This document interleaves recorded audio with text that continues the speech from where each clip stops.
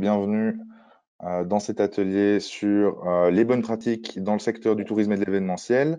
Je vais laisser les participants nous rejoindre en attendant une petite minute ou deux. Vous pouvez toujours nous rejoindre au fur et à mesure de la présentation si vous avez un peu de retard. Alors, parmi les participants qui sont en train de nous rejoindre, est-ce que vous pourriez, s'il vous plaît, lever la main virtuelle dans l'outil pour nous confirmer que vous nous voyez et que vous nous entendez bien? Parfait, je vois déjà des mains qui se lèvent.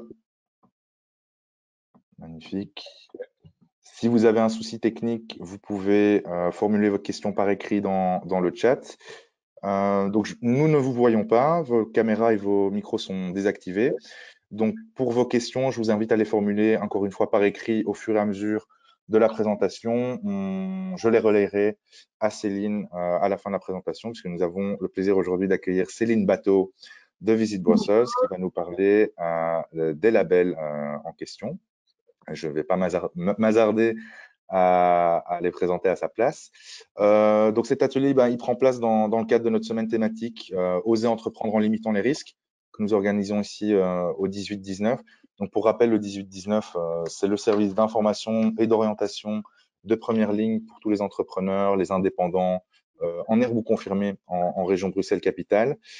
C'est avant tout un numéro de téléphone, donc vous pouvez formuler le 18-19. On assure des permanences téléphoniques pour répondre à toutes vos questions liées à l'entrepreneuriat, au statut indépendant, peu importe la forme juridique, peu importe le secteur, peu importe le projet.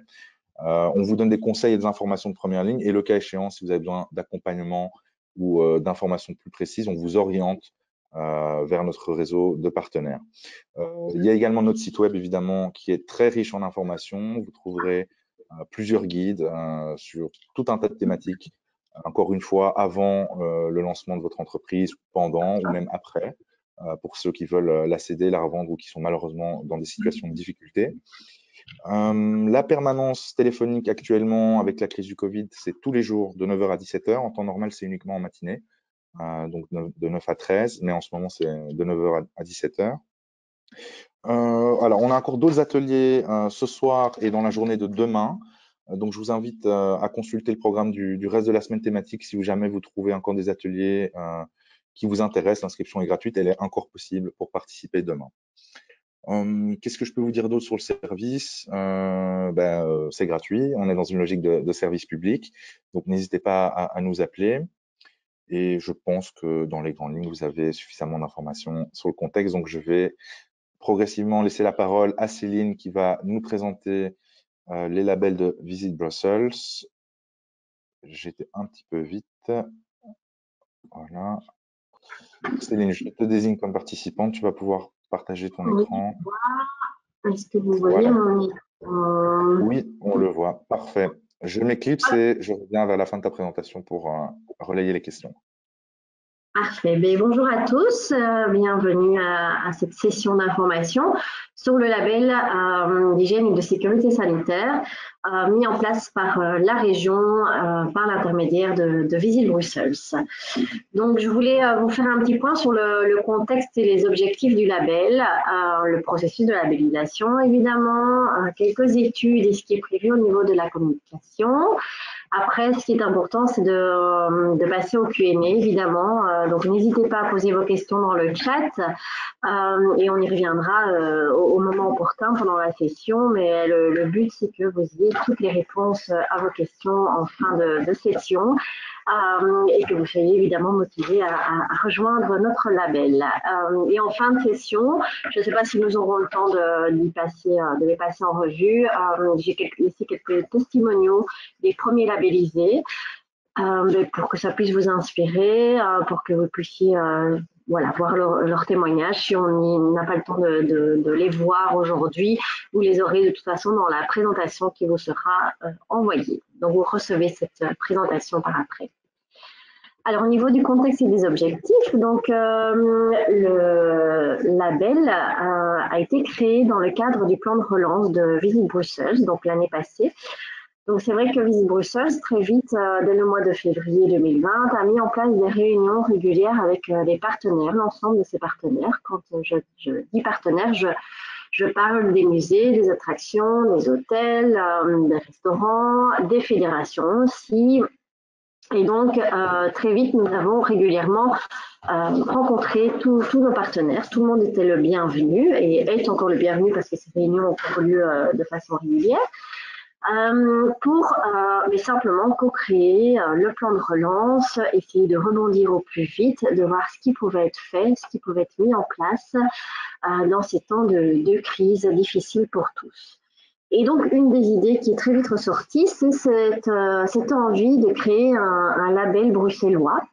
En fait, on a voulu porter le projet beaucoup plus large à la base et créer un label belge, mais voilà, la sauce n'a pas pris, c'était un peu plus compliqué, donc on s'est dit n'attendons pas, créons déjà notre label en espérant qu'à un moment donné on fédérera au plus large, puisque maintenant il est même peut-être question d'un label européen, mais au moins nous avons été précurseurs et voilà, au moins il est prêt, on ne doit pas attendre que les autres avancent dans ce projet.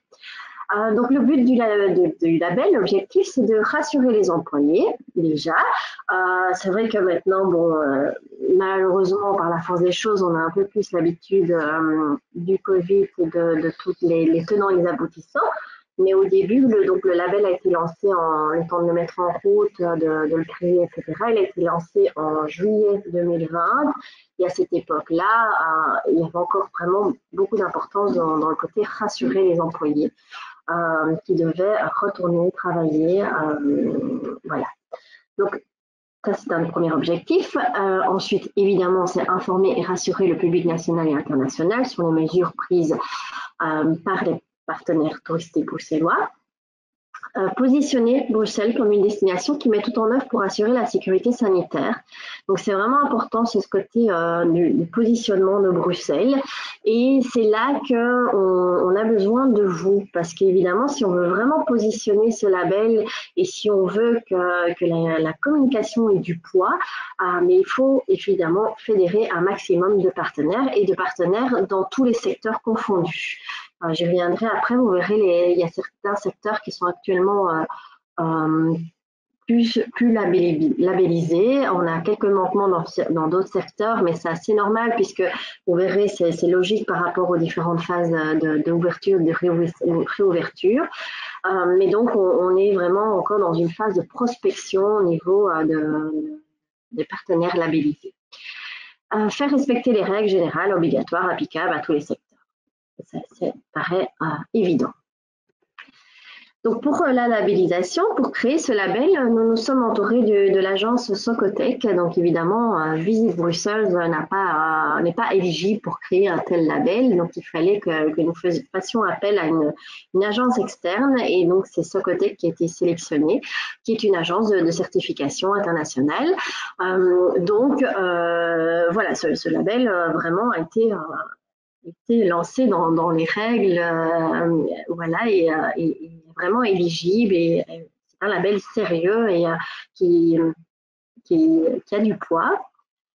Donc au niveau des labellisés, nous sommes actuellement à plus ou moins 120 labellisés.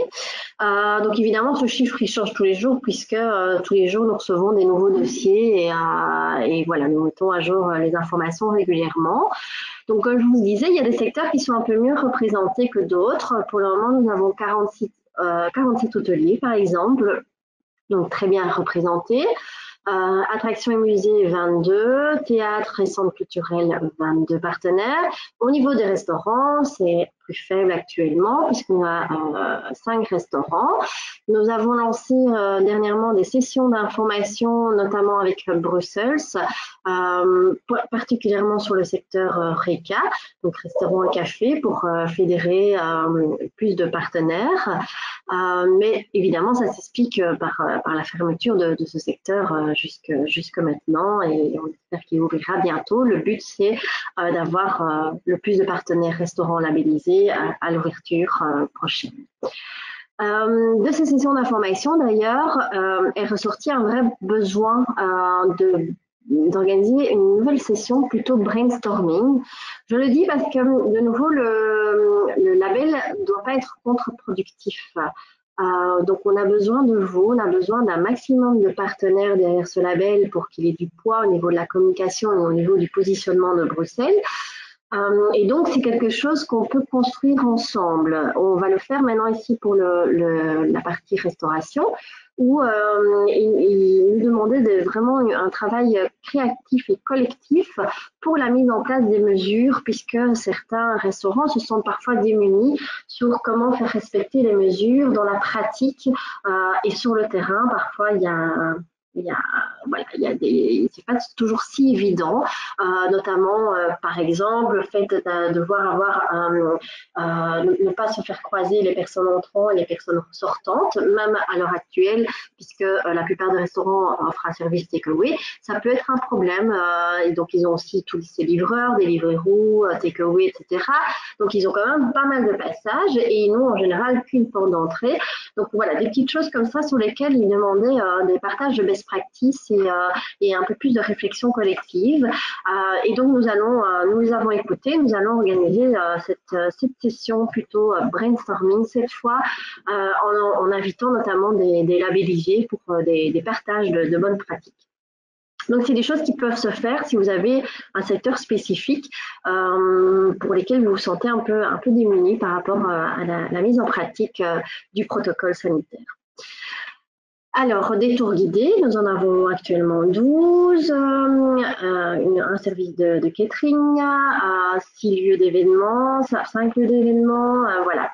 Donc, on a vraiment quand même pas mal de variétés, mais des secteurs pour lesquels nous aimerions avoir plus de partenaires qui nous rejoignent.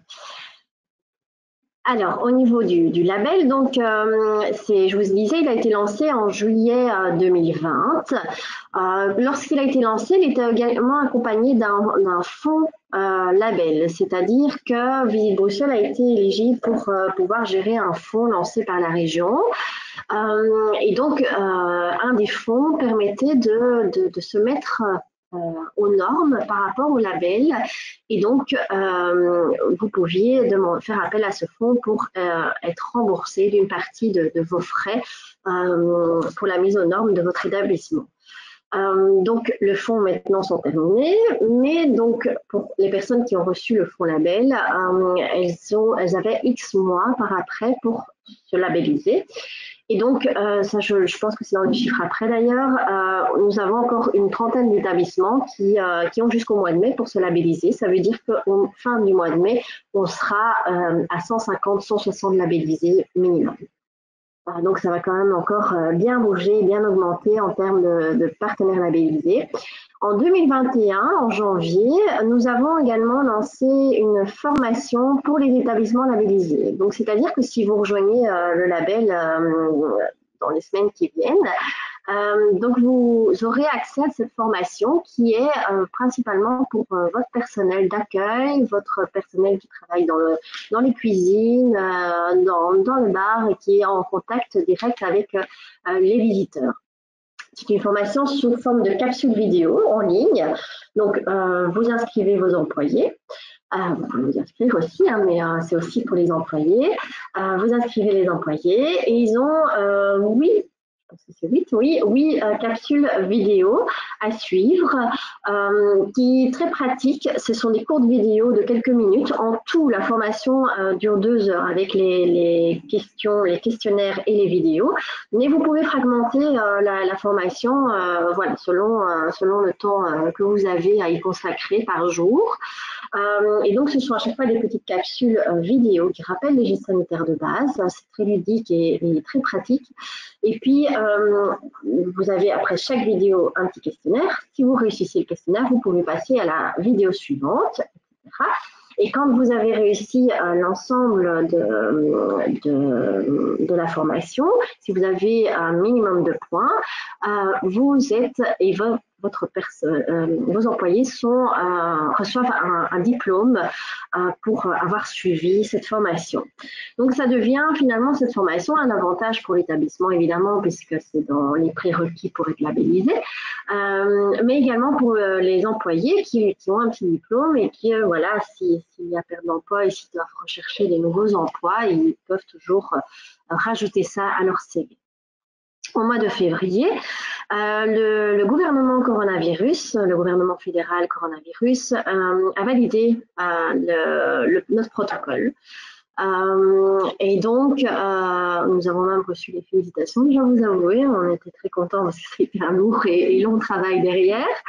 Mais donc, voilà, donc c'est de nouveau une preuve que voilà, ce que nous avons mis en place est tout à fait en accord avec ce que le gouvernement veut mettre en place.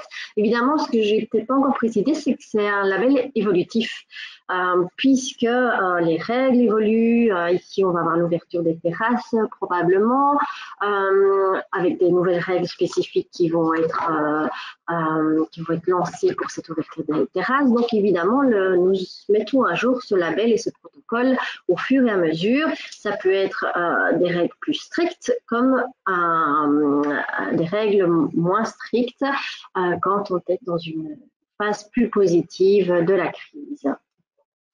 Alors, en mars 2021, là, c'est pour vous montrer que nous désirons vraiment suivre nos labellisés et créer une sorte de communauté pour qu'ils se sentent et que vous vous sentiez entourés autour de ce protocole et toutes ces mesures à mettre en place. Et nous avons donc informé et recommandé des spécificités pour pouvoir accueillir des personnes à mobilité réduite. C'est vrai qu'on y pense peut-être moins, mais c'est important des petites choses à penser pour rendre votre établissement accessible au niveau sanitaire également. Donc, à partir de mars, et ça va continuer, nous mettons en place de plus en plus de sessions d'information, comme celle-ci aujourd'hui, comme celle dont je vous ai parlé avec Hub Bruxelles pour le secteur HoReCa. Donc voilà, le but est vraiment de fédérer toujours plus de labellisés.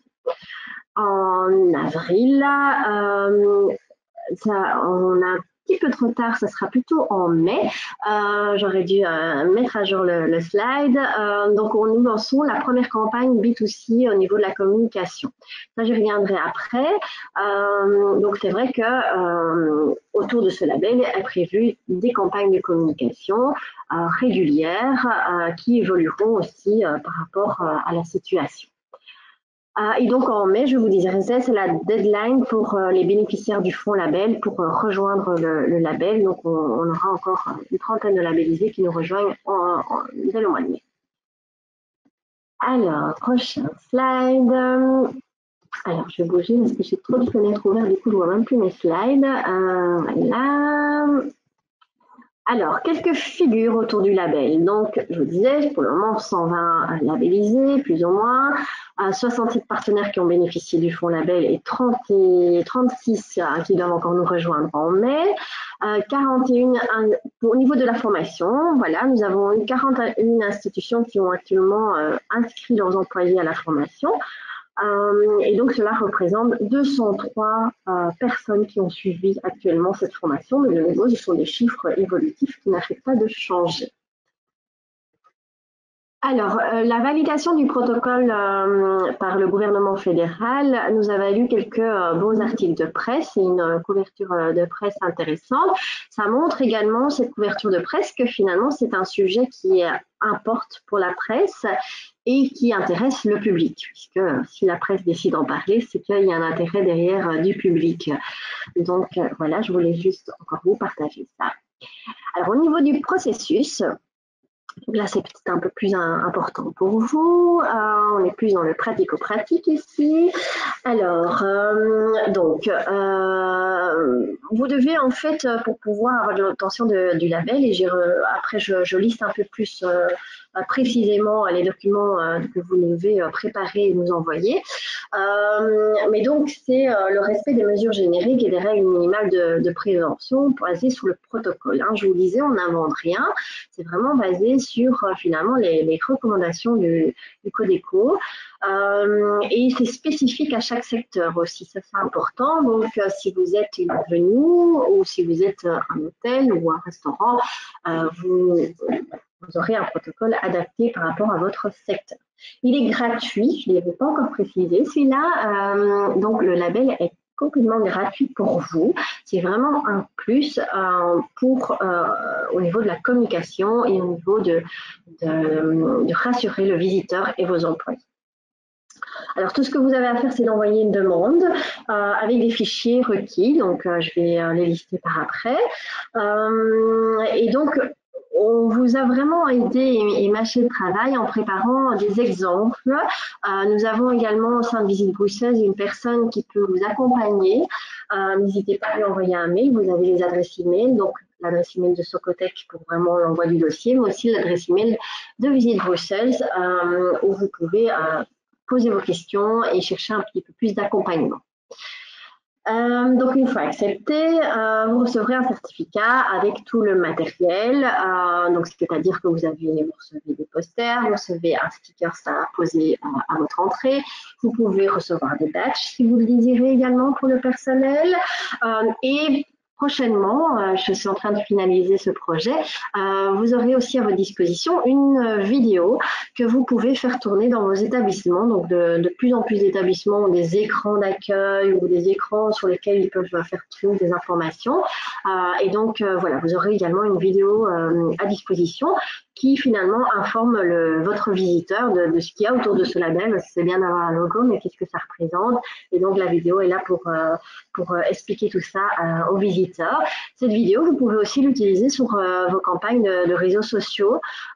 Donc, évidemment, Visite Bruxelles va utiliser ce label pour communiquer au niveau national et international et positionner Bruxelles. Mais c'est aussi un outil de communication pour vous.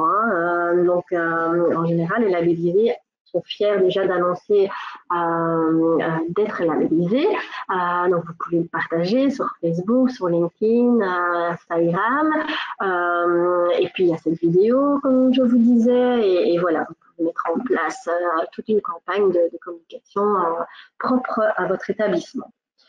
Et donc, les labellisés, les organisations labellisées vont être auditées. Donc, on va mettre en place dès le mois de septembre des audits aléatoires dans les établissements. Il y aura également un renouvellement dès le mois de septembre du label pour 2022. Évidemment, ce sera un renouvellement assez simple à mettre en place. On ne vous demandera pas de refaire tout le processus, évidemment. Mais voilà, dans ce cadre de ce renouvellement, nous allons faire des visites d'établissements de façon aléatoire. Alors, et c'est Socotec qui se chargera des visites, toujours par l'accompagnement de cette agence extérieure. Alors, au niveau des documents, voilà. Donc, nous demandons une déclaration sur l'honneur d'un engagement de votre protocole. Donc, ça, c'est une lettre, un email. De nouveau, nous avons des exemples et nous pouvons vous fournir des exemples de documents. Des preuves que vos employés, vos parties externes, fournisseurs, clients, etc., sont informés de ce qui est mis en place. Ça peut être des procès-verbaux de réunion, des emails, preuve de l'évaluation des risques pour la santé, un document interne. Donc, vous l'avez normalement déjà, c'est de nouveau la règle de base mise en place par le gouvernement. Mettre en place un protocole d'accès-sortie organisation sur le lieu de travail et l'afficher. Donc, ce qu'on vous demande en général aussi, ce sont des reportages photos en fait. Donc, si vous avez les protocoles affichés sur le lieu de travail à destination des travailleurs, mais vous prenez des photos là où ça se trouve et vous nous faites un beau dossier avec un tas de photos des différents documents. Mise en place d'un protocole d'accès au bâtiment pour les utilisateurs externes et affichage de celui-ci. Donc, l'utilisateur externe, ça peut être les fournisseurs ou les clients, évidemment. De nouveau, des documents et des photos. Mise en place d'un protocole de nettoyage et ou de désinfection. Donc, ça, il faut voilà, nous envoyer un document qui nous explique tout ça. La mise en œuvre d'une procédure de gestion au cas, des cas suspects de contamination. Et la preuve que vous avez un fichier sur votre ordinateur, par exemple, qui contient tous ces documents. Ça, c'est capture d'écran, ça, c'est voilà, une obligation que Socotec a voulu mettre en place. De nouveau, n'hésitez pas à nous poser des questions. Nous sommes là pour vous aider. Ce n'est pas contre-productif. Nous ne voulons pas vous refuser le label, que du contraire. Nous sommes là pour trouver des solutions ensemble. S'il y a un problème, s'il y a quelque chose qui vous semble compliqué, mais nous trouverons des solutions ensemble. Alors, au niveau des études et de la communication, donc voilà. Est-ce que peut-être on va, Michael, je ne sais pas si on peut faire comme ça, peut-être passer déjà les questions un peu plus pratico-pratiques, puisque là je vais sur une autre partie, ou alors je continue et on fait toutes les questions à la fin. Alors, pour l'instant, Sur les questions pratico-pratiques, peut-être que ce serait. je ne visualise pas de questions pour l'instant, ou je rappelle aux participants que vous pouvez les formuler dans le chat, dans l'onglet questions de l'outil par écrit, et je relaye ensuite à Céline. Pour l'instant, on n'a pas de questions, donc je propose que tu poursuives sur les autres aspects et on regroupe tout vers la fin. Il n'y a pas de souci, je continue. Donc, nous avons fin décembre et début janvier, nous avons lancé une étude sur le marché local national et international. Quand je dis international, ce sont les pays limitrophes comme la France, l'Allemagne et la Hollande. Ces études portaient sur les intentions de voyage des visiteurs, mais dans l'étude, on a profité pour poser quelques questions sur le label, sur aussi le rôle du label dans une décision de voyage. Est-ce que c'est quelque chose qui peut conforter le visiteur à voyager? Est-ce que ça va être un atout majeur dans son choix de la destination, etc. Donc, je vous disais, cette étude elle a été faite fin décembre, début janvier. On va réitérer cette étude ici prochainement au mois de juin et encore prochainement au mois de septembre, octobre, je pense, si je ne me trompe pas. Pourquoi on réitère cette étude? Parce que selon le contexte dans lequel on se trouve, donc si on est plutôt dans une phase négative avec des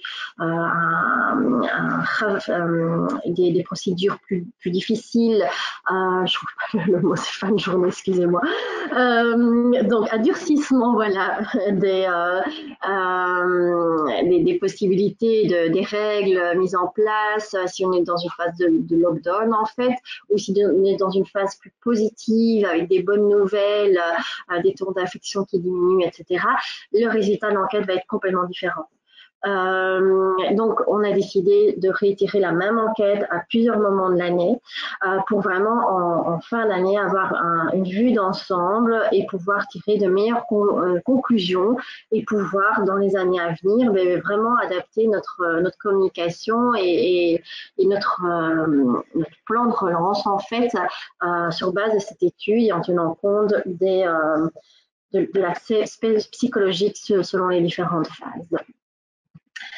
Alors, j'allais pas vous présenter toute l'enquête parce qu'elle est assez longue et on est fin de journée et des chiffres fin de journée, ça allait être compliqué.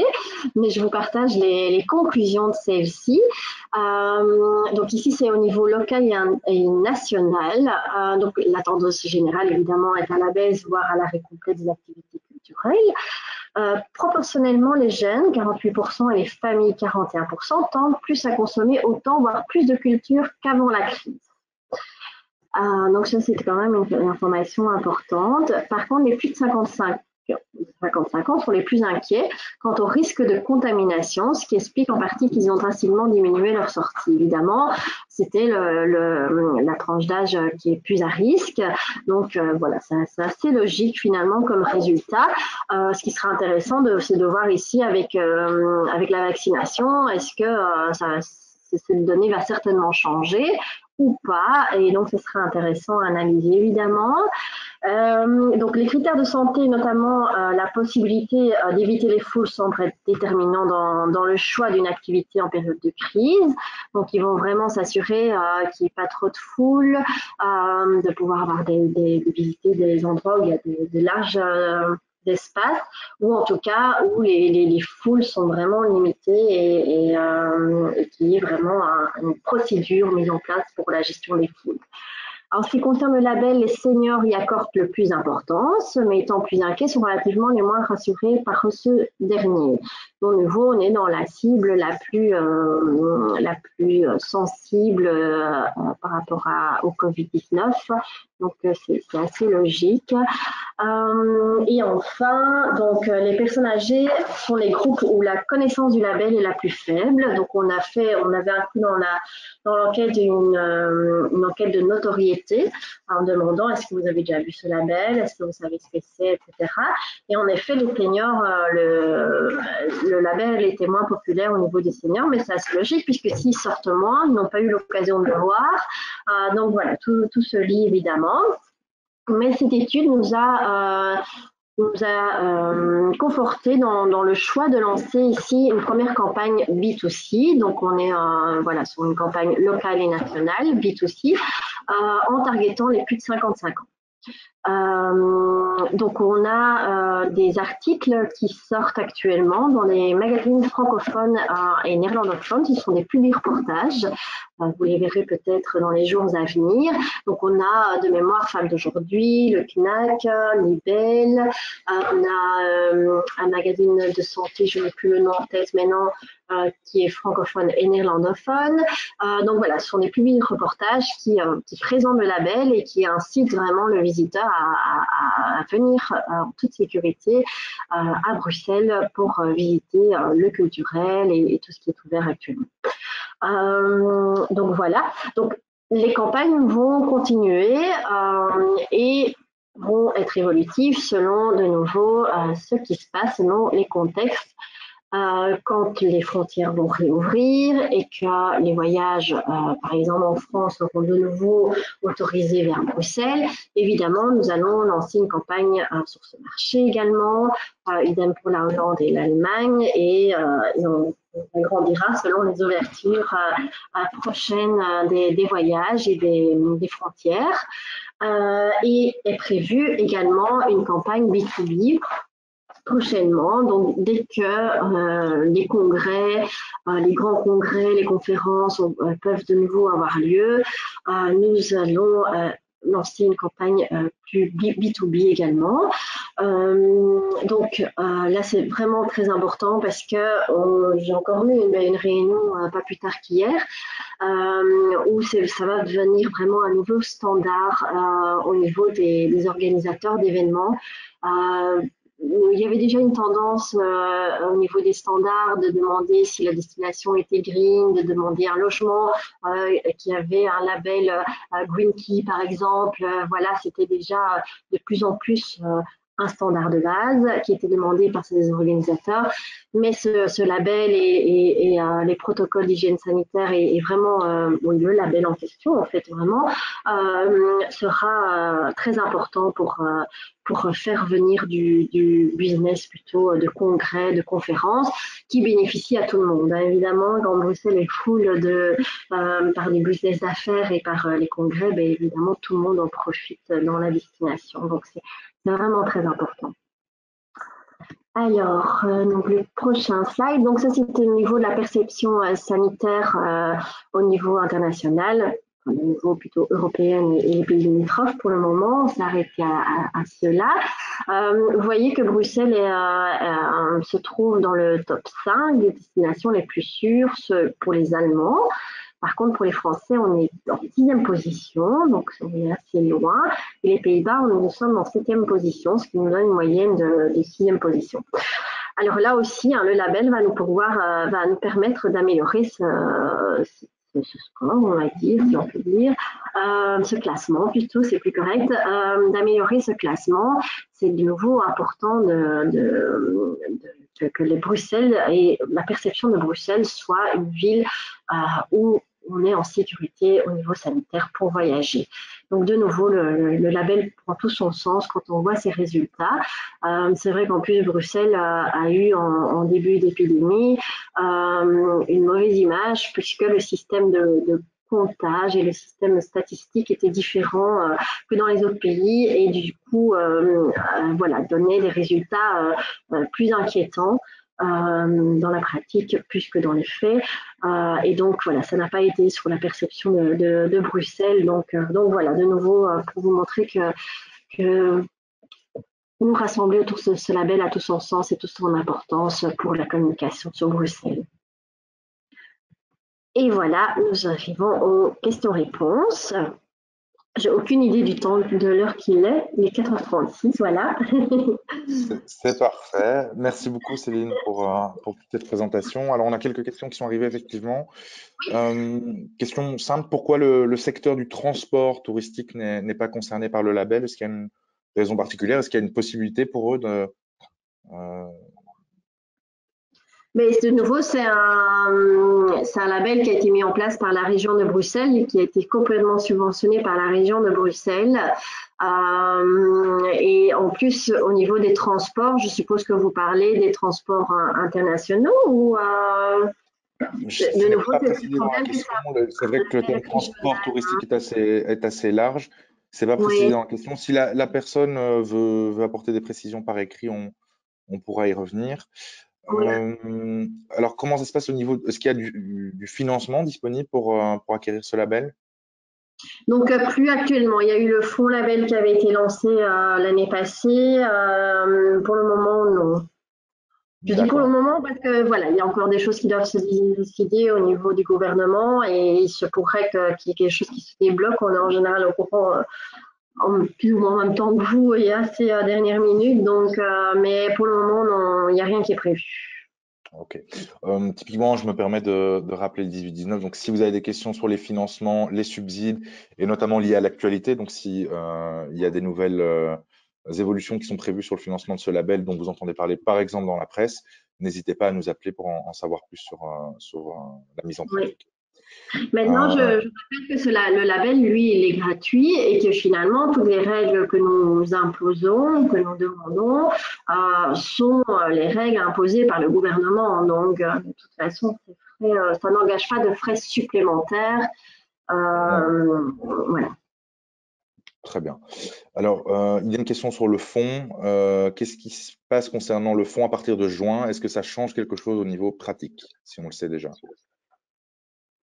Sur le fonds label, Euh, sur le fonds, le- plus je dans sais pas les fonds précisément. d'investissement. Oui, oui, pardon. Je lis les questions telles qu'elles arrivent. Oui, mais je pense bien que ça concerne ça, hein. Si la personne aussi On veut attend encore un préciser. petit peu parce qu'on n'a pas encore eu tous les détails au niveau de l'ouverture des terrasses, entre autres. Donc, on est comme vous, on attend plus de détails.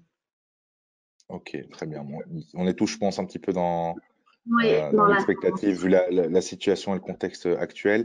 Alors, la Mm. question pour le transport touristique, c'est bien le transport au niveau régional, donc tout ce qui est déplacement de touristes, visites, circuits, transfert vers les hôtels, les aéroports, etc.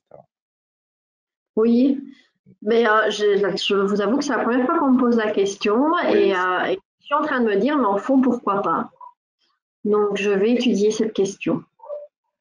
ouais, bah, très bonne question du coup de Mahmoud.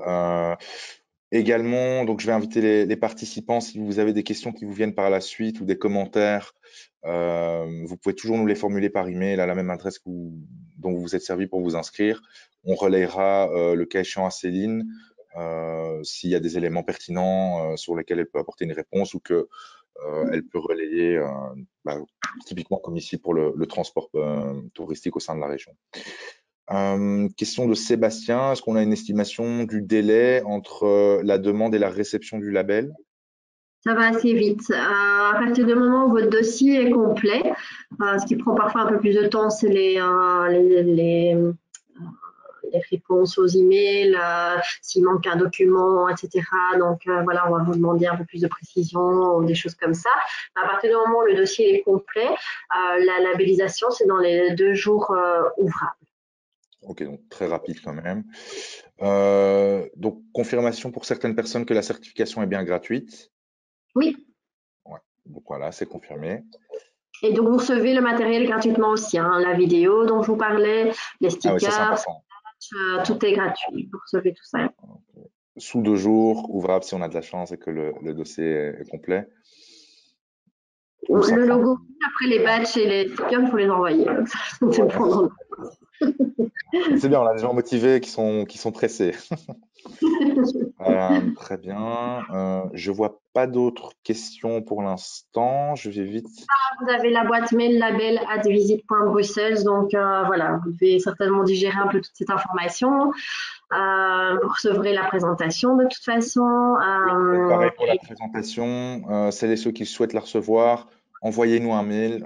Donc toujours à la même adresse, on vous la transmettra et donc on précisera l'adresse de contact que Céline vient de mentionner. Comme ça sera plus facile pour vous de la retrouver. Je vérifie qu'on n'a oublié aucune question pour l'instant, parce qu'il y en a beaucoup qui sont arrivés d'un seul coup. Alors, on a des merci, donc ça Merci, fait plaisir. ça fait plaisir. Avec plaisir.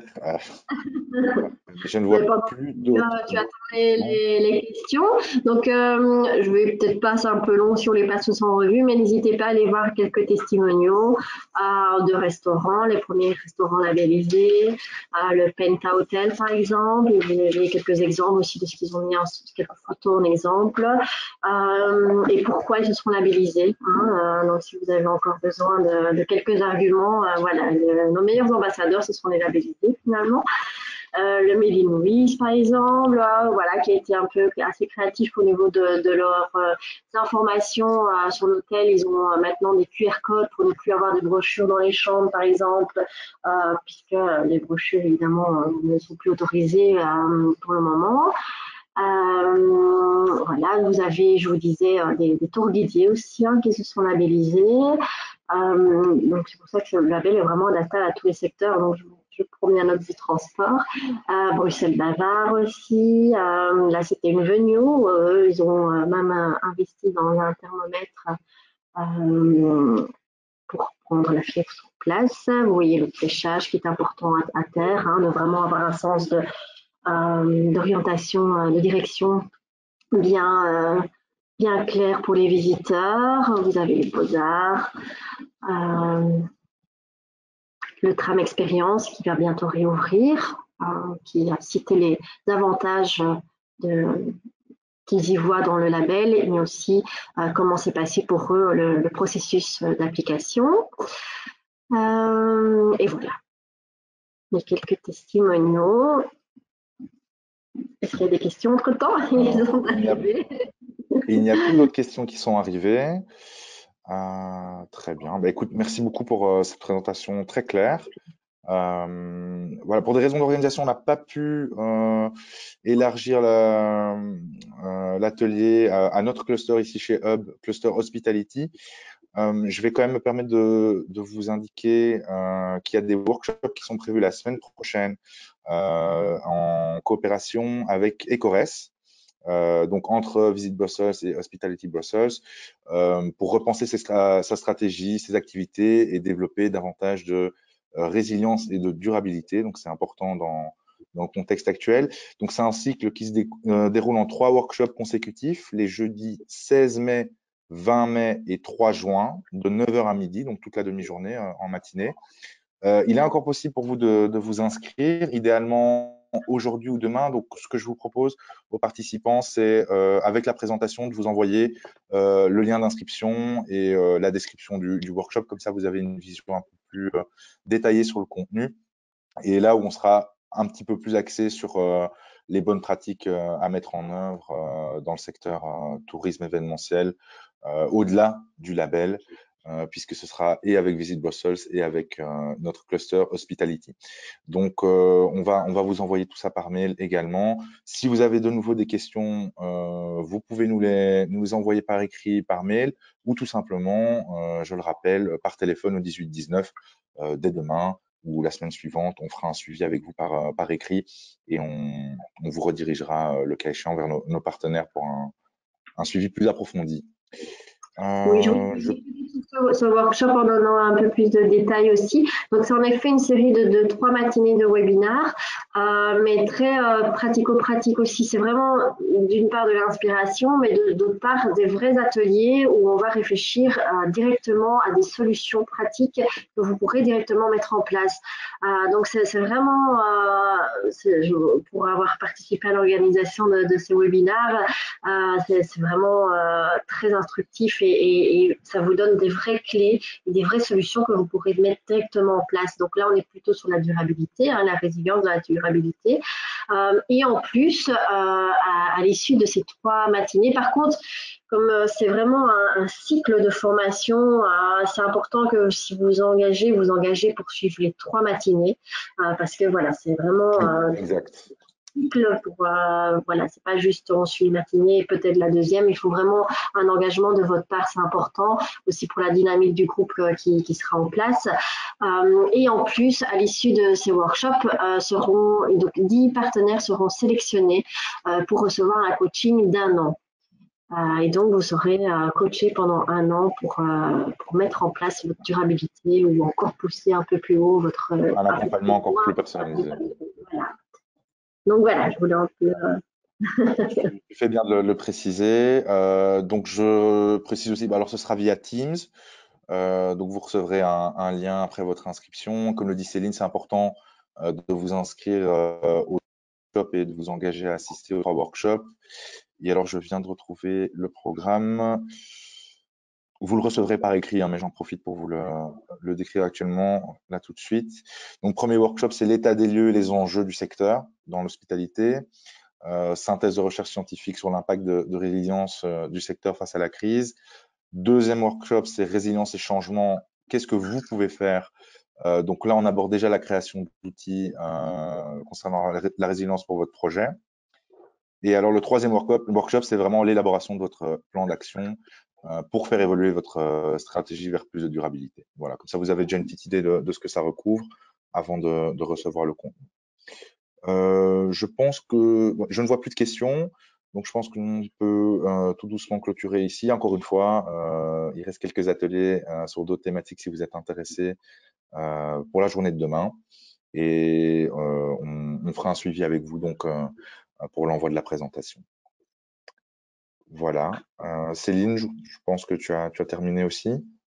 Oui, oui, oui, tout à fait. Parfait. Ben, il me reste à te remercier de nous avoir accordé du temps pour nous présenter le label et à vous souhaiter à toutes et à tous une bonne fin de journée et surtout une excellente continuation. Oui, merci, merci pour cette opportunité. Voilà, courage à tous et prenez soin de vous Oui. surtout. Merci beaucoup.